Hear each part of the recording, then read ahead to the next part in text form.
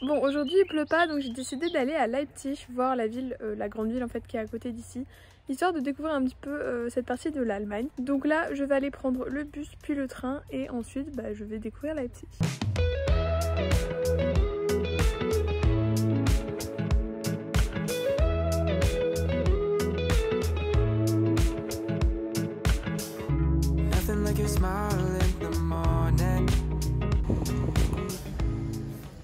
C'est un truc de fou. Je commence mon intérêt par l'Allemagne pour pouvoir pratiquer l'allemand, mais ici je comprends rien à ce que les gens racontent.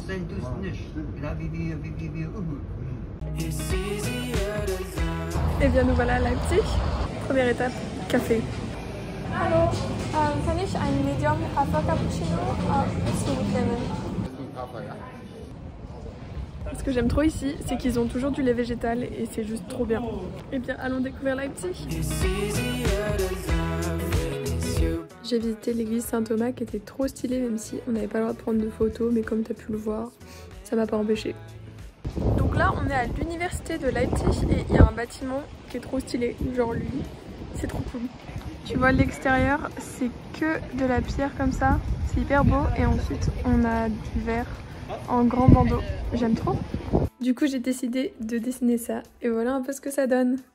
Et on sent une nouvelle vibe, alors qu'on est vraiment genre dans le centre de la ville, mais on sent que c'est l'université.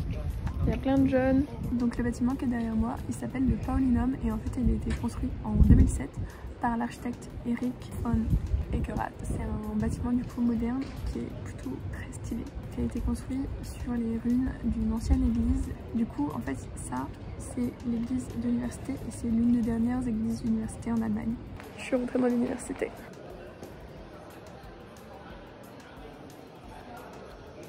C'est marrant d'avoir tous les étudiants qui sont là et moi je me fonds un peu dans la masse. J'aime bien faire ça. J'aime bien aller dans les universités, c'est trop cool. Voilà un peu le bâtiment que ça donne et ça du coup c'est l'église dans laquelle j'ai pu rentrer.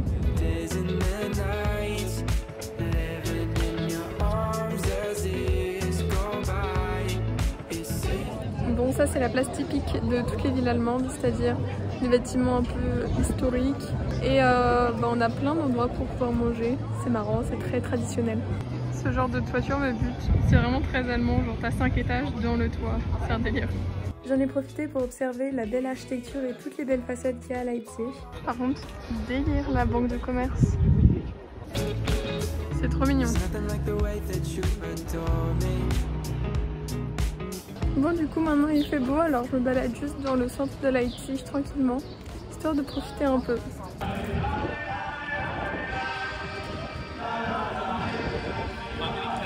Bon en Allemagne il n'y a rien de plus rentable qu'un bon kebab vegan, c'est-à-dire un falafel. C'est trop bon et ça coûte pas cher. Bon j'ai pris le tram pour aller voir un château qui avait l'air stylé, typical me, c'est-à-dire que je regarde Google Maps, je vois un truc à faire, genre là j'ai vu qu'il y avait un château. Du coup j'ai regardé les photos, ça avait l'air cool, j'ai regardé comment faire et me voilà arrivé. Ouais c'est pas mal, c'est pas mal du tout.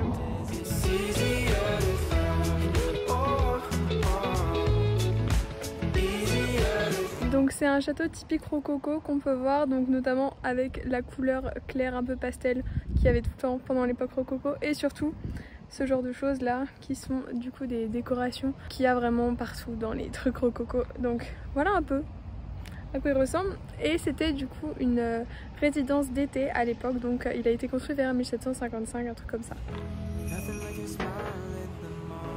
Est-ce qu'on est bien là?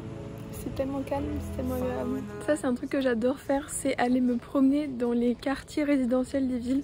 Donc sortir un peu du centre-ville où il y a tout le monde, où il y a tous les restaurants et tout, et aller voir les gens comment ils habitent vraiment. Et là je suis à un endroit où il y a que des méga baraques qui sont en fait transformées en immeubles et c'est trop stylé. Vraiment genre les bâtiments sont fous. Ça tu vois, c'est un immeuble, il y a plusieurs apparts dedans. Mais c'est un délire, on dirait une villa. Quand tu vois ça, tu sens qu'on est à côté d'un beau château et que ça devait être un sacré quartier. Alors je sais pas s'il y en a qui sont familiers avec les Biergarten en Allemagne, mais c'est toute une religion. Et en gros c'est quoi? C'est un endroit où tu as des tables comme ça et tu es sous les marronniers et en fait tu peux boire des bières. Et c'est vraiment une ambiance à part entière et c'est vraiment le truc typique en Allemagne. Et pourquoi des marronniers? Et ben en fait parce que normalement il y a les caves qui se situent en dessous et les marronniers ça permet de garder la fraîcheur et de garder de l'ombre au niveau des tables. Et voilà! plein de gens qui mangent et qui boivent de la bière.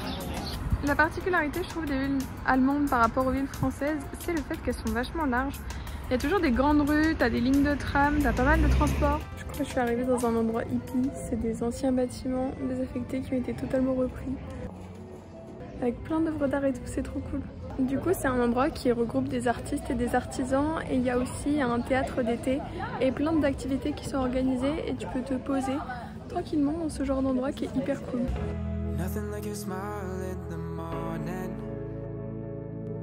Le soir, en rentrant dans ma tiny house, il y avait un nouvel arrivant dans la tiny house d'à côté et du coup on a pu passer la soirée ensemble. C'était un Allemand super sympa avec qui j'ai pu parler en allemand pendant toute la soirée. J'étais trop contente de pouvoir parler en allemand. J'en avais un peu marre d'être toute seule dans ma tiny house et là, ça faisait toute la différence. Je te filme tout mon intérêt, donc je te donne rendez-vous tous les jours jusqu'au 30 septembre pour la suite de mon voyage.